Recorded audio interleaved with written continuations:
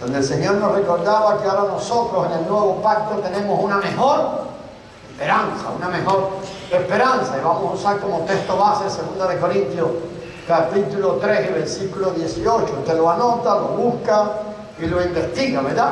Pero todo, hermano, desde hace 6 meses estamos recalcando la importancia de la expresión de la vida.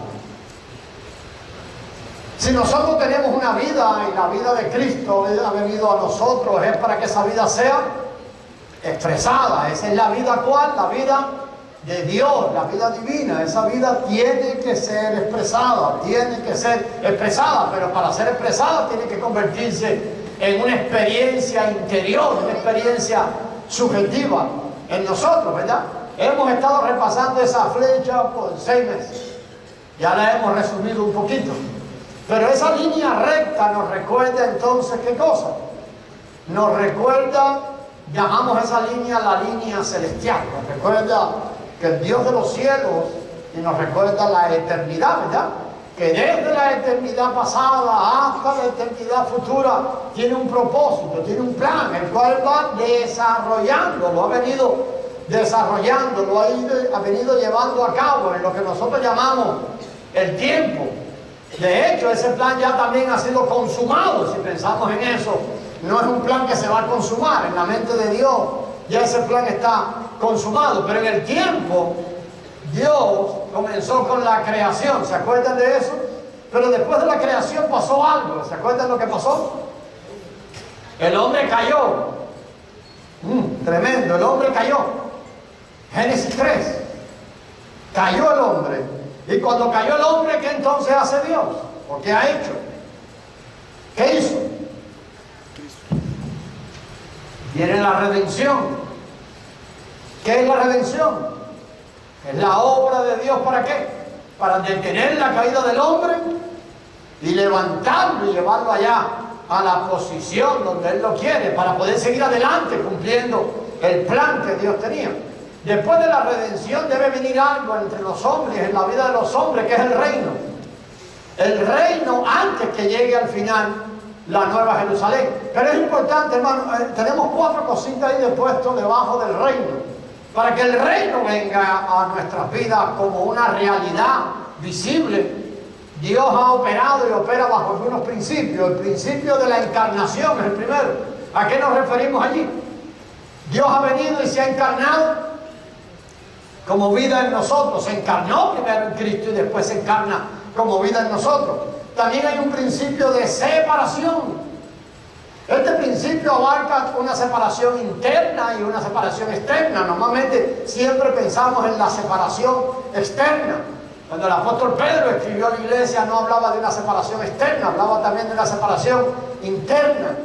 Él decía que la palabra viva y eficaz, ¿se acuerdan de aquel?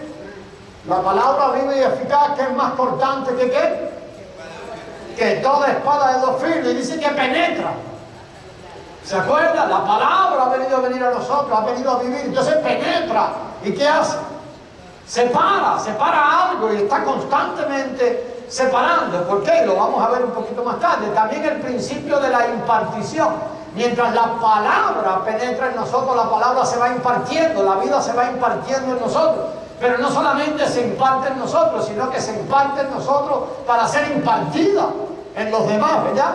Y el principio genial de la obediencia. Muchas veces, y a veces cuando topamos esto con una mente un poco carnal, empezamos a decir, bueno, pero es que aquí no hay nada que hacer, Dios hace todo. Espérese un momentito, Dios empieza a moverse en nosotros y llamarnos ¿a qué? A obediencia. Nosotros tenemos que obedecer. Y así es como el Señor traerá el cumplimiento de su voluntad, la voluntad, lo que era deseado siempre. Es importantísimo, hermano, que usted recuerde esto todos los días. Recuerde siempre que Dios tiene un propósito que va a obtener, lo va a llevar a cabo. Es más, de nuevo le repito, en la mente de Él ya lo llevó a cabo, pero lo está obteniendo ahora sobre la tierra. Entonces, esto lleva a nosotros a desearlo tanto, y estábamos hablando hace como 3 meses atrás, 4 meses, acerca de pedir al Señor que nos desespere por esto. Si algo usted tiene que estar desesperado es para que el plan de Dios, el propósito de Dios, se cumpla en la vida suya. El plan de Dios, el propósito de Dios, se cumpla en su vida. Y no solamente por usted, porque no queremos con esto fomentar egoísmo. Después vamos a hablar un poquito más. Si usted anhela el propósito de Dios en su vida, no es para usted, no es para su crecimiento espiritual, es por el propósito de Dios, que en definitiva es obtener algo. Hay un deseo en el corazón de Dios, y después vamos a ir a eso. Y también que anhelemos ser vivientes. O sea, ¿qué quiere decir eso? Que la vida de Cristo se manifieste, se vea la vida ardiente. Muchas veces nosotros hablamos de avivamiento, y hace un rato cantábamos una canción de avivamiento, y avívanos, y por mucho tiempo también eso sigue siendo algo externo.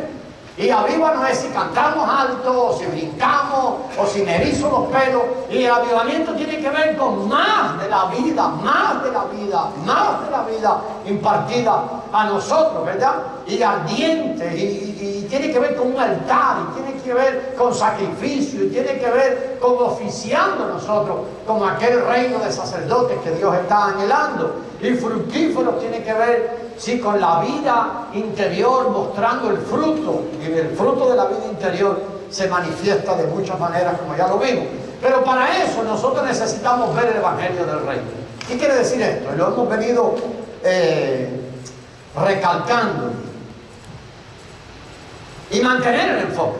No solo verlo, sino que mantenernos enfocados en que hay un Evangelio del Reino. Jesucristo dijo que el fin vendría ¿cuándo? ¿Se acuerdan? Mateo.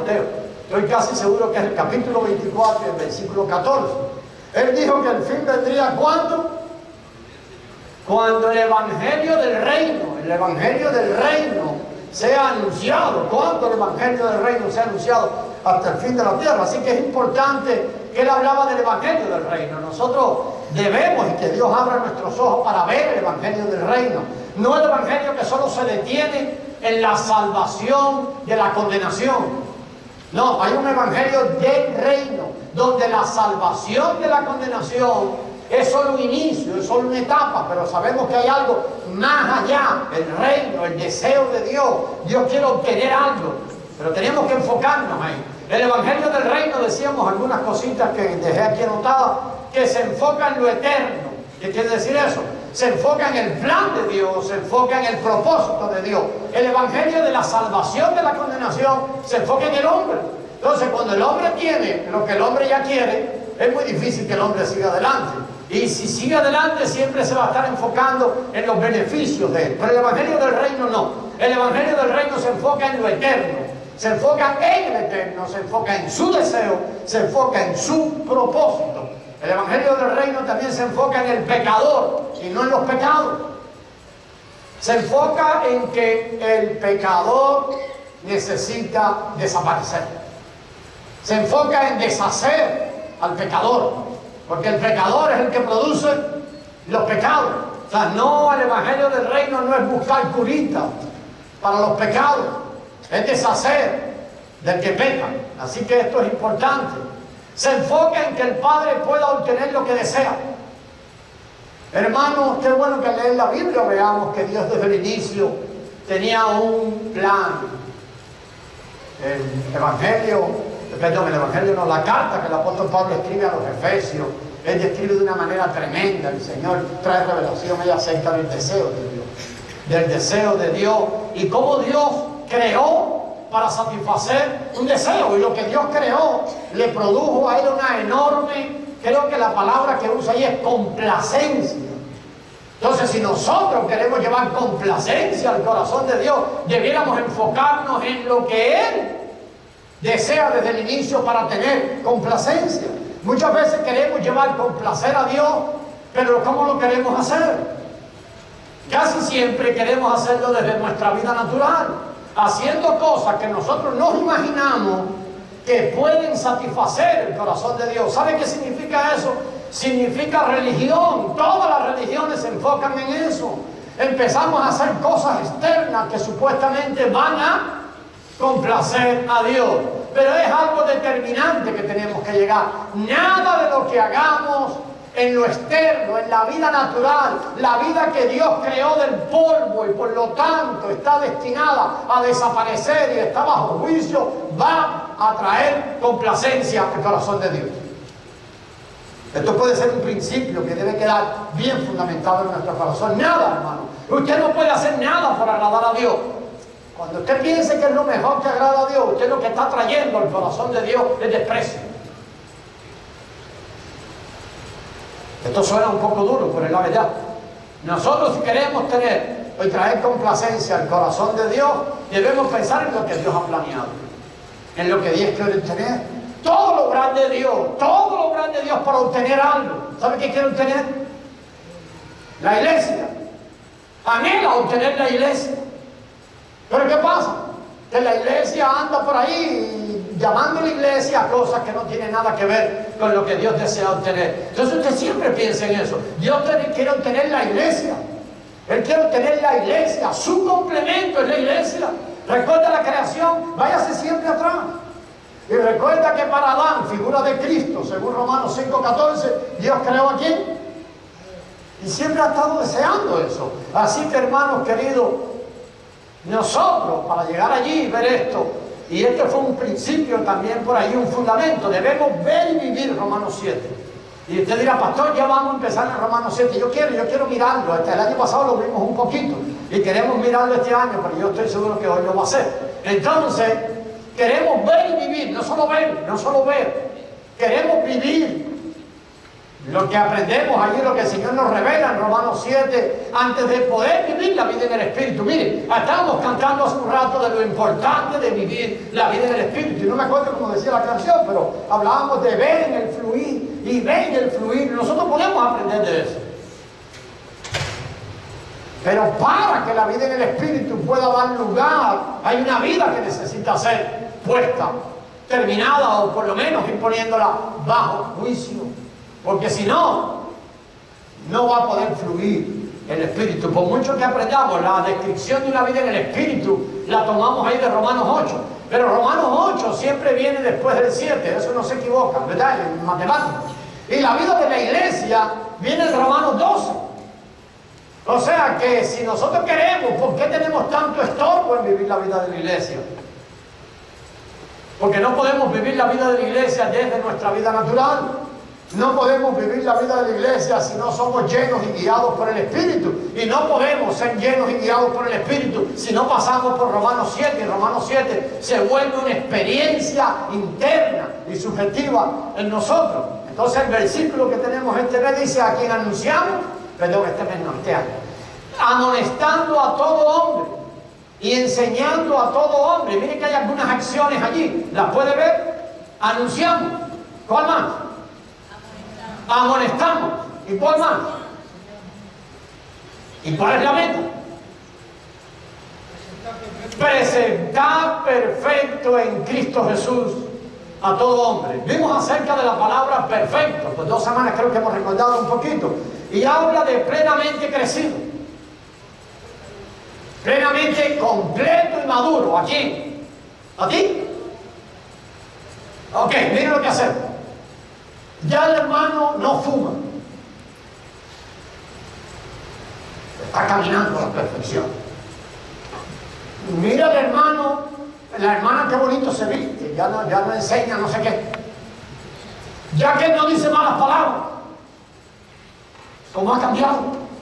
Está caminando a la perfección. Aquel, mire la borrachera que tenía antes, pero eso no es. No tiene nada que ver. Oh, pastor, pero eso no es parte de la perfección.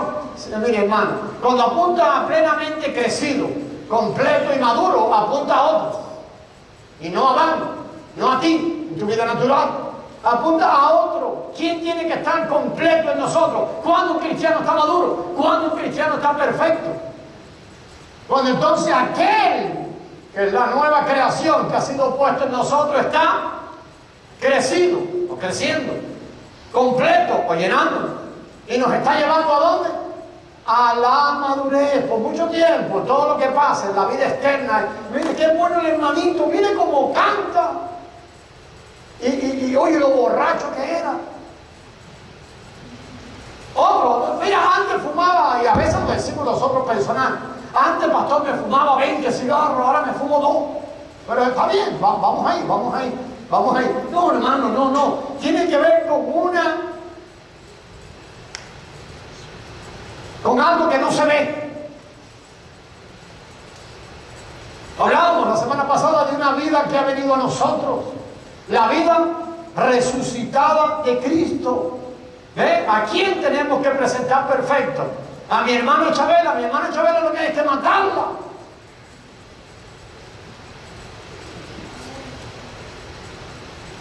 ¿Sí o no? Ay, pobrecita, hermana, no, hermano. Necesitamos ver que la vida natural tiene que desaparecer, para que entonces podamos presentar. Tiene que haber un cambio de vida. Tiene que haber un cambio de vida. Vamos a explicar un poquito más. Cuando habla de la palabra perfección, habla pleno en cantidad y en calidad. Y hay un pasaje extraordinario. Ustedes lo están recordando, sé que algunos. ¿Se acuerdan de Efesios 4? Efesios 4, no me acuerdo por ahí por el versículo 11, 12, sí, 12, estoy seguro que en 12, 13, ¿verdad? Donde habla de crecer a la perfección, a la altura de aquel. ¿Se acuerda? Del varón perfecto, ¿verdad? Habla allí de eso, hermano. No quiere decir usted. No. Mire, el camino a la perfección, que a la vez es una figura del camino al lugar santísimo, o al revés, uno es figura del otro, pasa por un cambio de vida. Para poder ir a la presencia de Dios y hacernos uno con Dios, tiene que haber un cambio de vida. ¿Por qué? Esto es básico que lo entendamos. ¿Por qué? Porque la vida natural no hereda el reino de Dios. Entonces, si nosotros nos queremos hacer uno con Dios, tiene que haber un cambio de vida en el camino. En algún lugar tiene que haber un cambio de vida. Por lo menos tenemos que tener claro que esto es un fundamento. Tiene que pasar en y vimos en Hebreos 7:16, tremendo, que este es un sacerdocio vinculado a vida. Hebreos 7:16, quiero recordar un poquito de memoria al final del pasaje, dice: por el poder de una vida indestructible. Quiere decir que en nosotros se ha sembrado una vida indestructible, que no tiene nada que ver con tu vida natural. Tu vida natural, la que heredamos de Adán, la que viene del polvo de la tierra, es una vida fácilmente. ¿Por qué la mayoría tiene miedo a la muerte?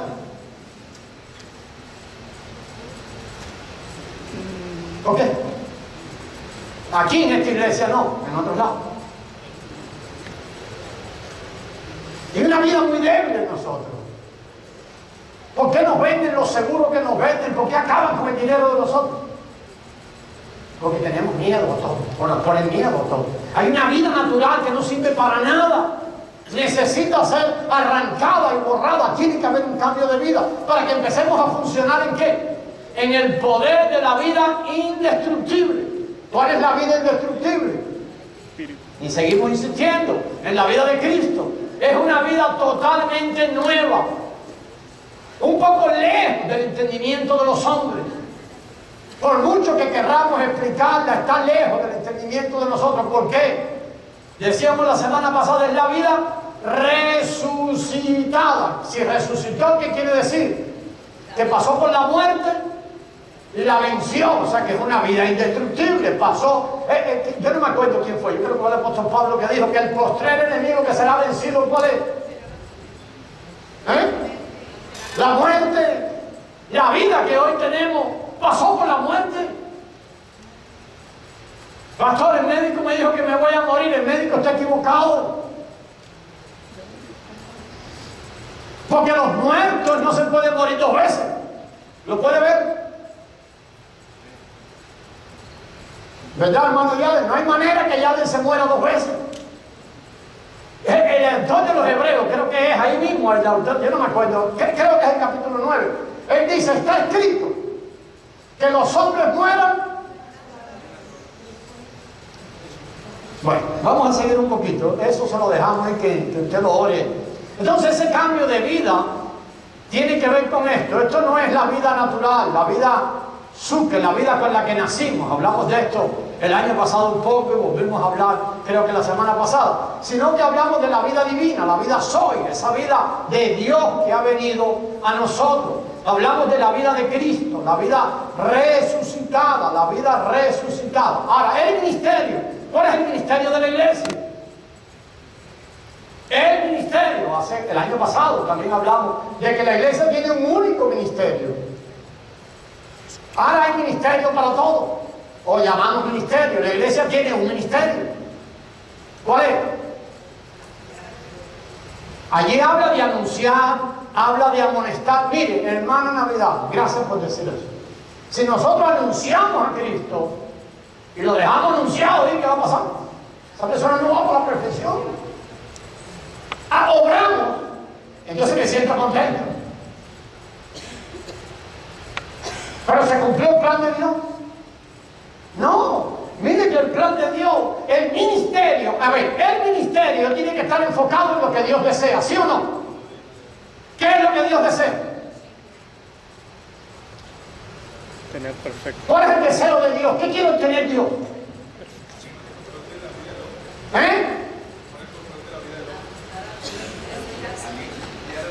Bueno, tienen que ir a oírlo ahí, porque lo dije hace rato.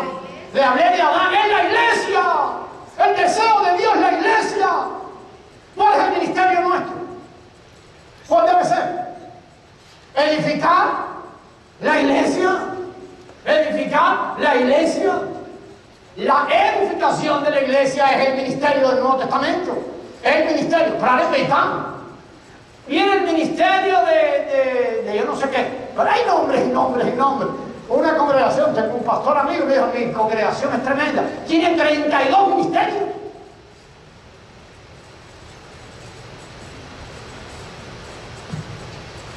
Y le dije, no debiera ser uno solo, hermano.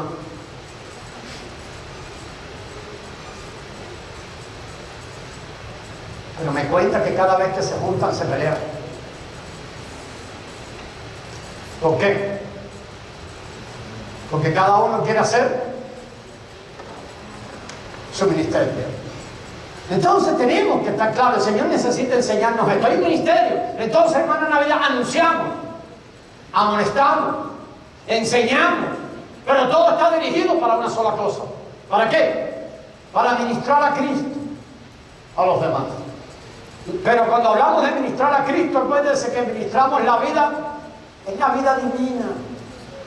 Es la vida divina la que ministramos a los demás. Pastor, ¿y esto se compra? ¿Esto se tiene? Pastor, ¿y le puedo dar cucharaditas a la gente? No. Tal vez empiezas a ministrarle a la gente y ¿qué tú le ministras? La vida natural. Entonces, ¿la iglesia es edificada? No, es retrasada. Entonces, esto nos pone en una tremenda responsabilidad. Entonces, ¿para qué ministrar la vida divina? ¿Para qué? Decíamos o decimos, para llegar a ser perfectos y completos al madurar. Esto es un proceso. Mientras la vida divina es impartida, vamos hacia la perfección, completos al madurar. A lo mejor en el camino alcanzas algún grado de perfección, pero siempre hay un nivel arriba de perfección. Y siempre hay un nivel arriba de perfección. ¿Se acuerda del apóstol Pablo cuando dijo una palabra un poco enredada a la iglesia? Yo no me acuerdo si fue la de los filipenses.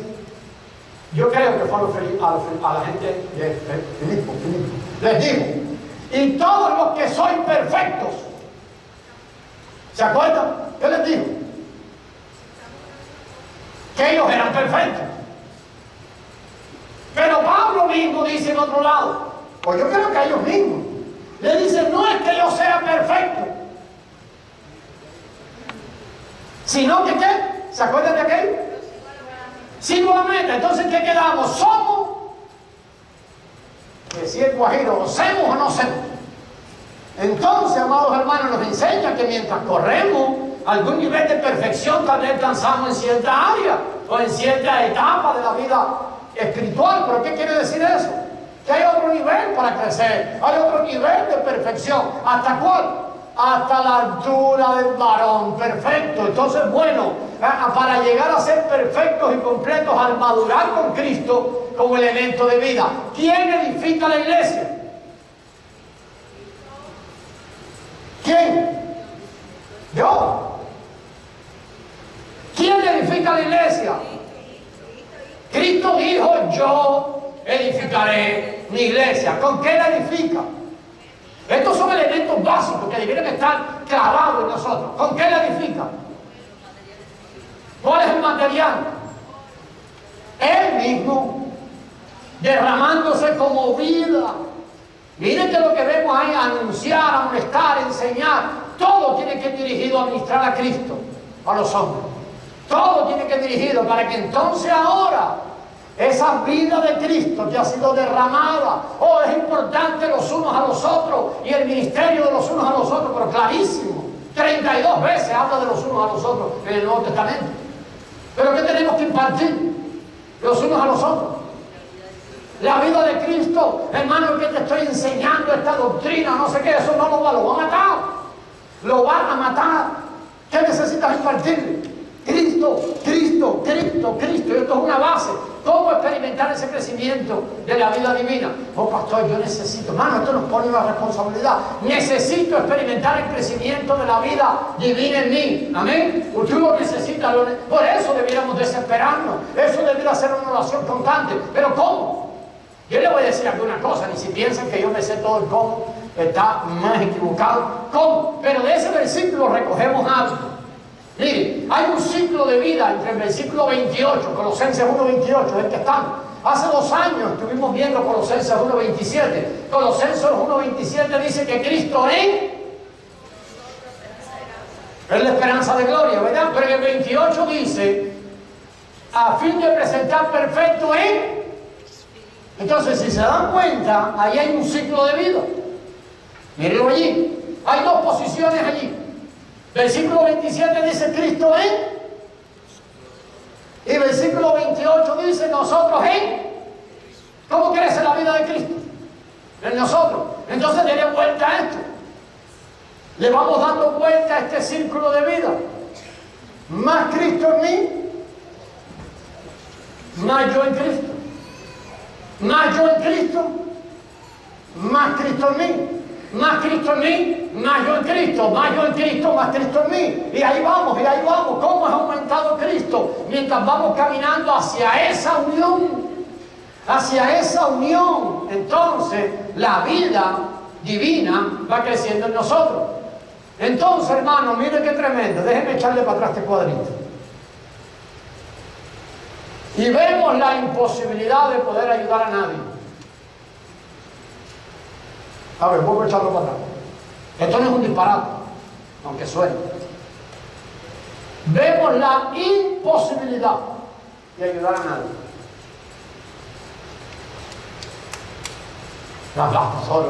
¿Cómo ayudamos unos a los otros?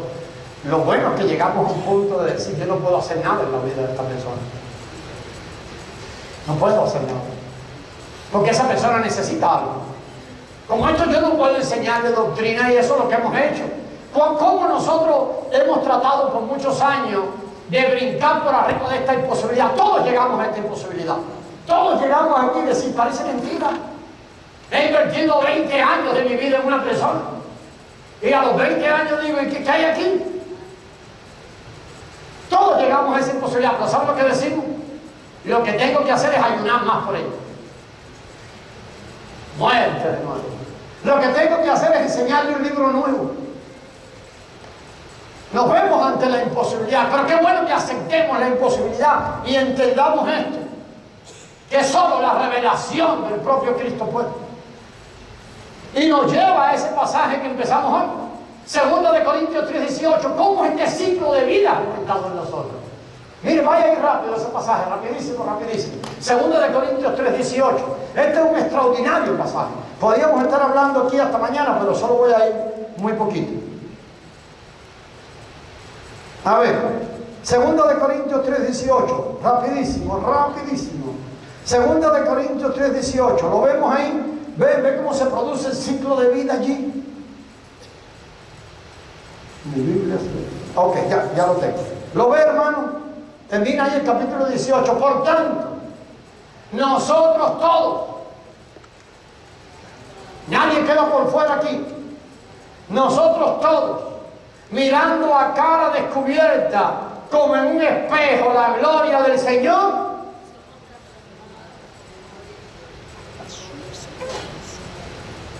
entonces, ¿Cómo somos transformados? ¿Cómo? Si quieres se lo dejo y lo discutimos en el grupo, pero ¿cómo somos transformados? Llévenlo a su grupo y discútalo con sus hermanos. ¿Cómo somos transformados? ¿Cómo somos transformados? ¿Cómo? De gloria en gloria al ascenso. Gloria, más gloria, más gloria, más gloria, más gloria, más gloria. Y no hermana Gloria Camejo. No, eso no. Más gloria, más gloria, más gloria, más gloria. ¿Cómo? Mirando, ¿qué es eso? ¿Qué es eso? Mirando, eso es revelación. Necesitamos verlo, necesitamos que Dios abra nuestros ojos. Empezamos a mirar, empezamos a ver a Cristo, empezamos a ver y a experimentar a Cristo en nuestro interior. Es la única manera en que va a venir la transformación. Es la manera en que la transformación ha de venir. Es la manera, ahí se lo dejo eso.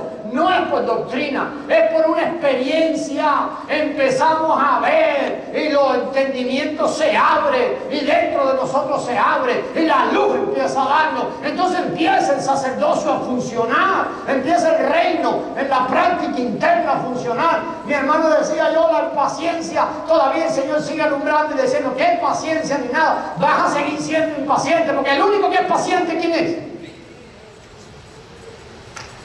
¿El Señor quiere hacerte a ti más paciente? No, por eso llevamos 30 años pidiendo por lo mismo. El Señor quiere acabarte de quitar del medio a ti. Cuando Cristo abunda se acabó el problema de la paciencia, porque Cristo sí es paciente. La vida nueva, esa que resucitada, sí es paciente. Entonces, hermanos, viendo es que somos transformados. Para seguir adelante a la perfección necesitamos los cristianos muertos, aquellos que han desaparecido de su vida natural. Ay, pastor, pero ¿cuántos hay por ahí? Tal vez poco. Pero necesitamos muchos que estén caminando en el proceso. Hay un proceso, hermano. Entonces sí, oh pastor, si esta mañana cuando estaba con el Señor, ayer estaba manejando y el Señor vino y el Señor comenzó a enseñarme. Estás en el proceso, hermano, no te desanimes de nada. Oh, pastor, pero me dan ganas no te den ganas de nada, sigue adelante porque la luz te va a dar. Si tú sigues caminando hacia la perfección, la luz va a alumbrar. El día que estábamos en el entierro del velorio del hermano Humberto, un hermano que hacía tiempo no veía, me dijo, pastor, qué viejo está.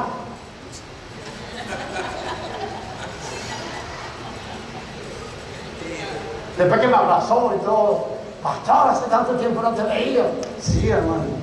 Pero ahora me estaba viendo de cerquita. Entonces, cuando usted camina para adelante, ¿sabe, hermano? Usted ya no me ve ni una arruga a mí, ¿verdad que no? Pero si se acerca, entonces así es el problema. Camine hacia la luz. Vamos siendo llevados hacia allá. Entonces vamos a ver cosas feas ahí, horribles. Está bien, el Señor tiene que empezar eso. Y entonces empieza el proceso de operar la cruz allá adentro, ¿verdad? Ok, entonces seguimos allí. Debemos tener la meta que tuvo el apóstol Pablo cuando predicó el Evangelio. Miren, si nosotros vemos bien la meta del apóstol Pablo, no tiene mucho que ver con lo que nosotros hacemos. Pablo tenía una meta general, que era ¿qué? ¿Qué es lo que nos dice en Colosenses 1:28? A fin de presentar perfecto en Cristo Jesús a todo hombre. Esa era la meta de él. El 29 dice, para lo cual trabajo.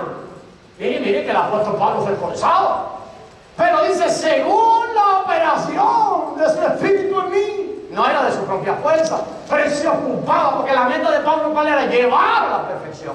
Él no estaba contento. Esa persona recibió a Cristo. Tú no sabes ni a quién recibió, pero oró conmigo y empezamos todo ese invento. No, es llevar adelante a la perfección. Llevar adelante a la perfección. Entonces Pablo tenía esa meta, impartir vida para presentar a otros perfectos en Cristo. Para presentar a otros perfectos en Cristo. Si usted lee sobre la biografía de Pablo, empieza a verlo hacer unas cosas rarísimas. ¿Y qué decía siempre? No, yo no quiero que nada de lo que yo hago sea tropiezo para el Evangelio a nadie. No quiero que sea, pero ¿cuál era la mentalidad que Pablo tenía del Evangelio? Era el Evangelio del reino, era el Evangelio de presentar perfecto en Cristo a todo hombre. Era presentar perfecto en Cristo. Debemos infundir a Cristo en todos aquellos que tiene hablando. Miren que puse algo entre paréntesis. Debemos infundir a Cristo en todos aquellos con los que hablamos. ¿Quiénes son los que hablamos? Usted habla con dos tipos de personas. O habla con creyentes, o habla con personas que no. Habla con santos, con salvos. A todos hay que impartir a Cristo. Los unos a los otros, ¿entre quiénes? En el Nuevo Testamento. Entre los creyentes. Impartirnos a Cristo debe ser la meta cuando nos encontramos. Impartirnos a Cristo debe ser la meta cuando nos abrazamos. Impartirnos a Cristo debe ser la meta cuando tenemos comunión. ¿Para qué? Porque tenemos que llevar perfecto. ¿Por qué? Ahora, no déjeme seguir, pues se me ve el otro. Ministrar en Cristo, que es la porción de todos los santos. La Colosenses deja claro esto. La porción de todos los santos es Cristo. Mi hermano Yader hace un tiempo nos compartió acerca de algo que el Señor trató con él y nos ministró a todos los que estábamos aquí. Él dijo, nunca toda la comunión en el reino entre nosotros tiene que ser de Cristo a Cristo. Nosotros de qué hemos tratado de tener comunión, de cuerpo a cuerpo. Por eso pasamos peleando toda la vida. Porque Adán no tiene comunión con nadie. ¿Sabe por qué no? Porque él solo busca lo de él. Él solo es egoísta. Él quiere la mejor posición. Él quiere pasarle por encima a otro. Entonces la comunión que produce vida, si vemos eso, hermano, lo que más nosotros necesitamos es que Cristo sea añadido a nuestras vidas. Cristo sea añadido como la porción diaria de nuestras vidas, la porción interna de nosotros. Ahí en el hombre interior es Cristo el hombre interior. Entonces necesitamos esa añadidura todos los días, la necesitamos, y eso es lo que debemos orar. El corazón de nosotros debe ser ardiente por eso, desesperado por eso. Cristo, la porción de mi vida, es la porción de todos los santos. Tenemos que ver eso, amados hermanos. El Cristo, que es la centralidad del Evangelio. Si usted mira el Evangelio, Romanos 1:16, porque por Él, de Él, para Él, por medio de Él, no me acuerdo todas las cosas que dicen. Él es la centralidad del Evangelio. Colosenses 1:16 por allí. De Él, por Él, para Él. Son todas las cosas. La centralidad del Evangelio es Cristo. La centralidad, la universalidad del Evangelio es Cristo. La totalidad del plan de Dios es Cristo. Todo lo que Dios quiere obtener, ¿qué es? ¿A quién quiere obtener Dios? El deseo de su corazón. ¿Era la iglesia? Decíamos hace un rato. ¿Sí o no? ¿Y quién es la iglesia? El cuerpo. ¿Y quién es el cuerpo? Entonces Cristo es la iglesia. La iglesia es Cristo de otra manera. Entonces, ¿cuál es el deseo de Dios? ¿Dónde debemos enfocarnos? Por eso debemos mantenernos enfocados, ministrar a Cristo como la porción de nuestra vida. Hermano, oremos por bendiciones. Usted no necesita ninguna bendición. Lo que no necesita bendiciones. ¿Sabe lo que necesita? A Cristo. Y más Cristo. Y más Cristo. Y más Cristo. Las bendiciones vienen. Oh, necesitas un mejor trabajo. Cristo sabe, ya sabrá el Señor si de verdad lo necesita. Porque la mayoría de nuestras necesidades, ¿qué son? Malvados egoísmos.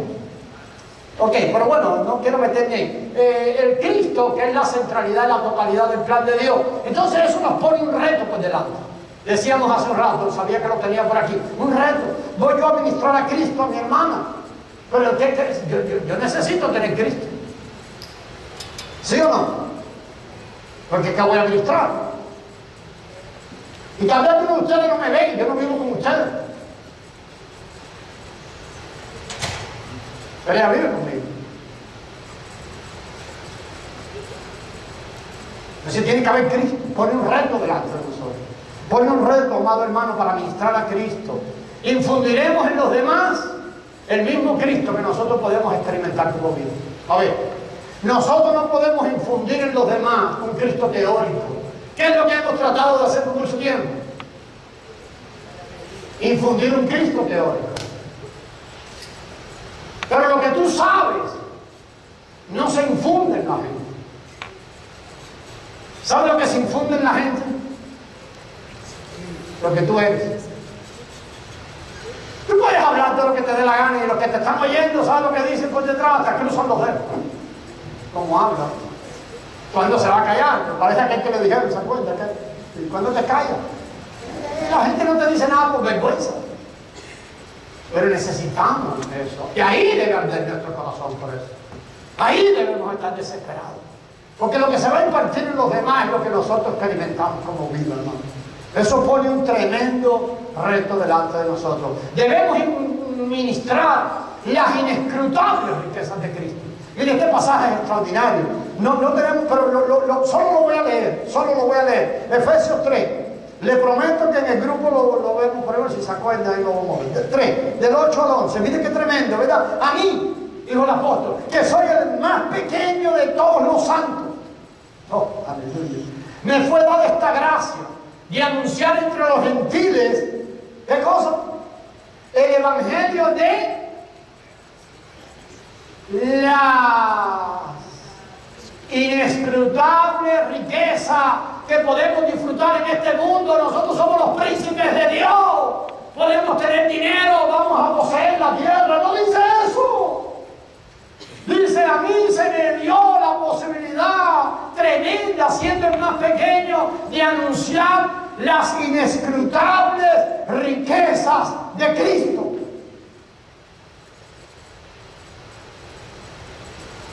¿Qué significa eso?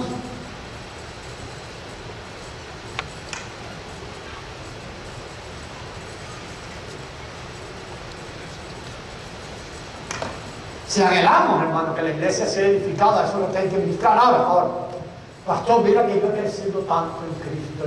Yo ya estoy sentado ya en los lugares celestiales. Gloria a Dios, pero hermano, eso suena a veces muy egoísta. Porque cuando tú creces, ¿sabes para qué? En virtud de la iglesia, del cuerpo, amén. En virtud del cuerpo, entonces, las inescrutables riquezas de Cristo para que se cumpla el propósito de Dios. Y empezamos a pensar en la iglesia. Empezamos a pensar en la iglesia. Dice, y de aclarar, versículo 9, a todos los santos, cuál sea la dispensación del misterio escondido. Entonces empezamos a ver, y me arrimo un hermano. ¿Por qué? Porque mi hermano necesita de eso, para ayudarle a aclarar, porque estoy enamorado de qué, de lo que Dios quiere que suceda, de que la inescrutable, de que la iglesia sea vista, de que el cuerpo sea visto, que la iglesia recupere la gloria. Entonces salgo de mí y empiezo a interesarme en qué, entonces empiezo a cuidarme. El apóstol Pablo decía, yo no hago esto para no hacer tropiezo de, ¿se acuerdan de qué? No, yo esto no lo voy a hacer, porque tengo derecho a hacerlo, pero no lo hago. ¿Y por qué no lo hago? Porque Dios me va a castigar. Él no decía eso. No lo hago, ¿por qué? Porque puedo ser tropiezo en la madurez de otro. Entonces, cuando los corintios le preguntaron acerca de comer a los ídolos y no aquello, ¿se acuerdan de aquello? Él dijo, un momentito, piensa en su hermano. Piensa en su hermano y prefiera la edificación de la iglesia. Entonces, hermano, esto, que el Señor nos ayude a mantener esto en mente. Que el Señor despierte en nosotros la aspiración de ser ricos en Cristo. Muy ricos en Cristo. Por la iglesia y para la iglesia. Para la edificación de la iglesia. Si estamos escasos de Cristo, esto es un lío. Porque nos va a faltar transparencia, no nos importará mucho la edificación de la iglesia. Una persona escasa de Cristo, tú ves que te habla mucho de cuánto él ha crecido, pero nunca está preocupado por la iglesia, no está preocupado por los demás, no está preocupado por su hermano. Debemos ayudarle a que reciban la revelación que completó la palabra de Dios. ¿Saben que cuando el apóstol Pablo habla a la iglesia, él dice así? A mí, Colosenses, estamos en Colosenses 1:28, ¿verdad? Pero si usted va arriba, 25, Pablo dice que él ha recibido una encomienda: completar la palabra de Dios. Escucha, hermano. Los que vinieron, Pablo y los otros apóstoles, y los que escribieron, tenían que completar la palabra de Dios. Ahora, cuando nosotros nos juntamos con alguien, debemos ayudarle a ver la palabra de Dios completa. Porque a veces la gente ha visto pedazos y pedazos y pedazos. Pero tenemos que pedirle al Señor que nos ayude, verlo a nosotros y que nos ayude, ¿verdad? Mire, Cristo es el misterio de Dios. Eso es lo que dice en Colosenses 1:25. A ver, Colosenses 1:27, Cristo en nosotros es la esperanza de gloria, pero dice Pablo que Él fue escogido para dar a conocer el misterio de Dios, que Cristo habita en nosotros, Cristo en nosotros, la esperanza de gloria. Entonces Él estaba preocupado por enseñar a la iglesia el misterio de Dios, pero estaba por enseñar a la iglesia, por enseñar a la iglesia el misterio de Cristo. ¿Sabe cuál es el misterio de Cristo? Es la iglesia. Pedro lo ve. ¿Se acuerda que Pedro dice? Yo no me acuerdo ahora si es Pedro, pero bueno, si usted no lo encuentra en Pedro, pero dice que a Dios ahora, a través de nosotros, le va a declarar la sabiduría de Dios a los principados y a las potestades. ¿A través de quién? De la iglesia. La iglesia es el misterio de Cristo. Entonces debemos preocuparnos por esa revelación completa, llevarla a la vida de los hermanos. Cristo como vida a sus miembros debe ser lo que impartimos a los creyentes. Cristo como vida. Hermano querido, Cristo es tu vida. Colosenses 1:4 dice: cuando Cristo, vuestra vida se manifiesta.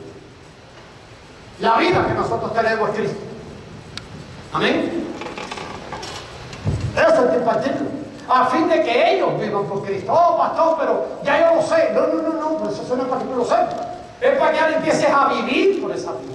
Y te das cuenta que necesitas un cambio de vida. Te das cuenta que la otra tiene que ser eliminada y que esa vida tiene que ser ahora una realidad interna para que se pueda revelar. Entonces pones a la gente ahora a vivir. ¿Saben qué? Ponemos a los demás a vivir en una realidad invisible. A ver, ¿se ve la vida de Cristo? Tiene que volverse una realidad, pero invisible adentro, para que entonces pueda volverse una realidad en lo visible afuera. Entonces tiene que haber esa experiencia interna y empezamos a crecer por él. Ahí donde Colosenses 3:4 dice que Cristo es nuestra vida, y allí mismo Juan 6:57, 14 y 19, Gálatas 2:20 nos enseña el vivir por esa vida que ha sido puesta en nosotros. ¿Se acuerdan de Gálatas 2:20, que es uno que sabemos mucho? Con Cristo estoy y ya no vivo yo, no, vive Cristo en mí. ¿Qué más? Ahora viene lo bueno. Entonces dice: la vida que ahora vivo. Entonces eso es algo que hay que impartir, pero tenemos que vivirlo, hermano, vivirlo como realidad. Eso se imparte, La vida que yo vivo es la vida de Cristo. El vivir de nosotros tiene que ser Cristo. Tiene que ser Cristo. A los filipenses les decía: porque para mí el vivir es el morir, ganancia. El vivir, Cristo. El vivir, Cristo. Entonces debemos vivir por Él, y de ese modo vamos creciendo hacia la madurez. Y ese pasaje es de Efesios 4. Es necesario infundir en los creyentes todos los asuntos que pertenecen a la vida de Dios. Ahora, pero yo no me lo sé. Bueno, hermano, entonces hay que seguir metiendo, yo tampoco. Hay que seguir metiéndose con Dios. Hay que seguir. ¿En qué te ocupas todos los días? ¿En qué te ocupas? Hay algo que todos tenemos iguales. ¿Sabe lo que es? 24 horas al día. Los ricos tienen 24 horas, ¿sí o no? Los pobres.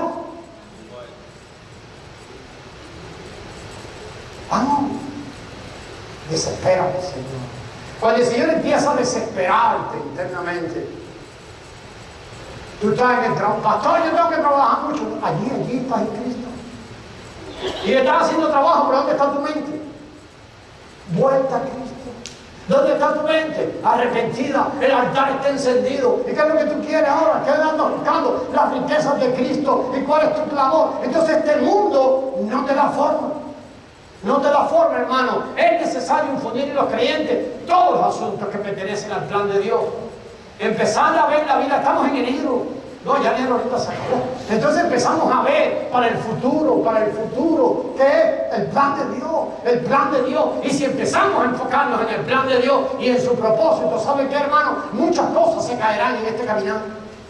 Muchas cosas es muy fácil dejarlas atrás sin esfuerzo propio. Mientras usted se enfoque más en el plan de Dios, mientras Dios nos enfoque más en su plan, que Él tenga misericordia y nos permita ver eso, y nos enfoque más en su plan, ¿sabe lo que pasará? Las cosas esas por las que tú has estado tan afanado en este mundo empezaron a irse, y tú ni cuenta te das. Esas son las victorias gloriosas de Cristo.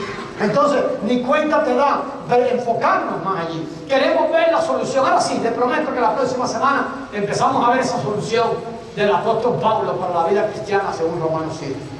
Les dejo 3 cositas, que se las lleven por allí y lo lean. Le voy a pedir, si usted quiere leerlo. Pablo dijo algo de él mismo. Dijo: en mí no hay nada bueno. Usted ha llegado a ese punto. En usted no hay nada bueno. Bueno, eso dijo Pablo de él. Yo estoy haciendo eco de esas palabras y se las tiro para allá. Humbertico, en ti no hay nada bueno. Aunque hemos tenido una educación siempre diciéndonos que es tremendo el pastor. Está más perdido, hermano. No hay nada bueno. Pero la solución para la vida cristiana comienza allí. No hay nada bueno. ¿Qué ha pasado a ti como el apóstol Pablo? Que deseas hacer el bien, pero nunca lo haces. Que encontrando, queriendo hacer el bien, te encontraste haciendo todo lo que tú no deseabas. ¿A alguien más le ha pasado?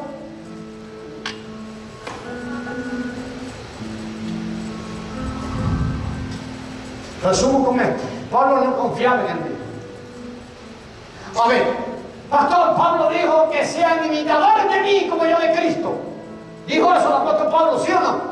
¿Sí lo dijo? Ok. El asunto es que perdimos el rumbo de la imitación, ¿cómo es? Pero mire esto, le voy a pedir que imite esto. Pablo no confiaba en él. Esto solo se lo dejo como conclusión para la próxima semana. ¿Confías tú en ti mismo? Oh, pastor, tú no me conoces.